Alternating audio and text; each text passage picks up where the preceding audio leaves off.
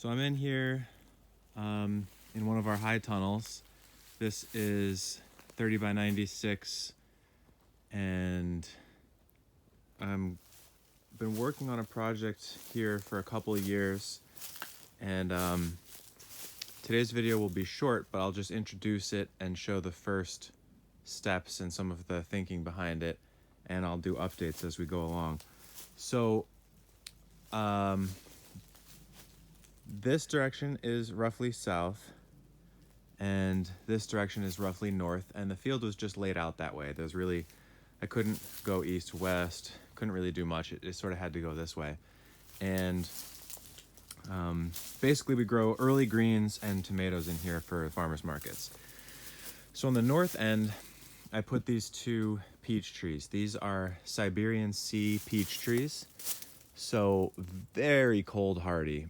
I actually just got to have a nice long conversation with Bill McKinley, who started and ran St. Lawrence nurseries for quite a long time.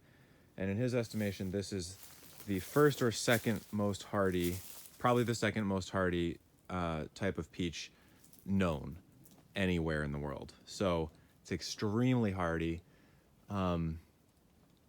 Zone 4, no problem. Probably zone 3, maybe even colder than zone 3 peach. As far as temperature, I think, potentially, I don't want to actually make up numbers, but I think it's somewhere in like minus 30 to 40 range that it can tolerate and not completely die.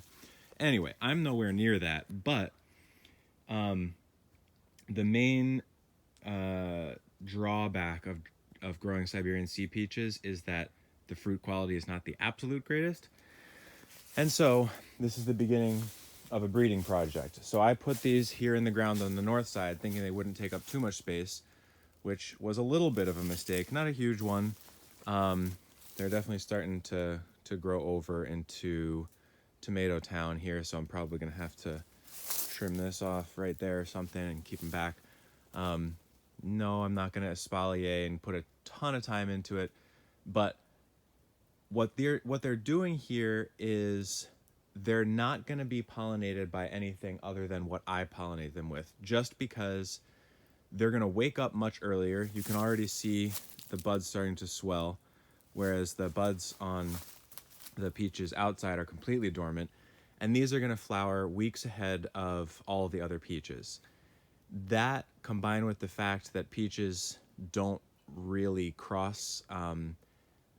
outcross very readily, because often they self-pollinate, will give me almost 100% certainty that they're not going to be pollinated by anything other than themselves, or if I pollinate them with something else. So that's why I have them in the ground here. These are the mother trees that I'm going to get pollen from other plants to pollinize them with.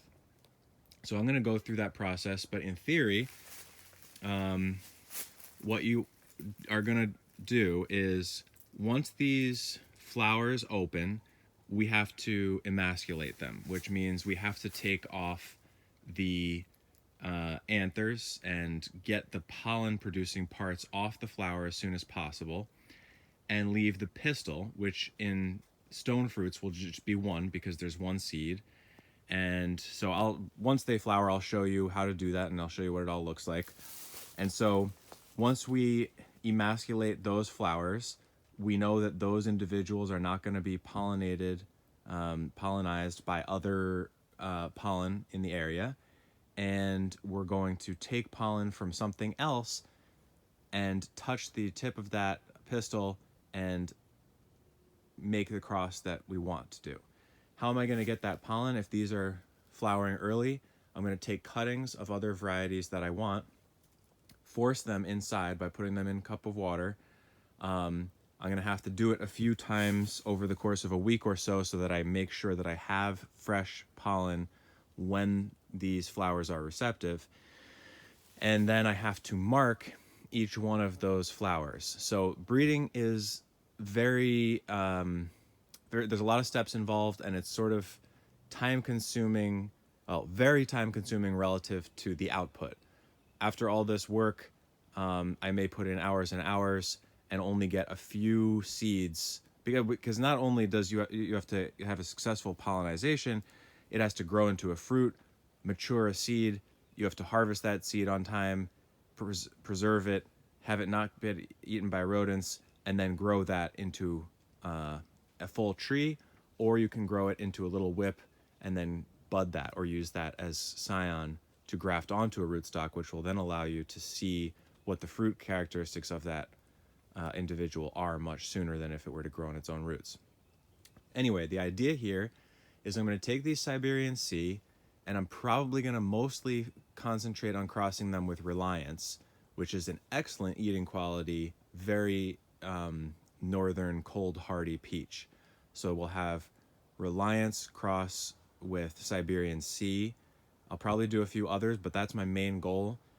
The only problem there is that the one thing that I love about Siberian C in my context is that it stays green and hard through the plum curculio oviposition window, meaning that I don't lose any Siberian C fruits to plum curculio, whereas other trees have great losses. The Reliance doesn't seem to have too bad plum curculio losses. It does have a lot of brown rot losses, whereas Siberian C has almost none of that either. And the only thing that's wrong, quote unquote, wrong with the Siberian C fruits are that they're a little bit small and they ripen when they're still green looking. I think the flavor is wonderful when they finally ripen in late September, but they don't look like a normal peach that most people expect. So hopefully with Reliance, we'll get a slightly larger, more normal, quote unquote, looking peach that still has the extreme hardiness and vigor of the Siberian C. So anyway, that's the intro to the project. That's what these two peaches are doing here. And I'll do updates as I walk you through the actual breeding process step by step.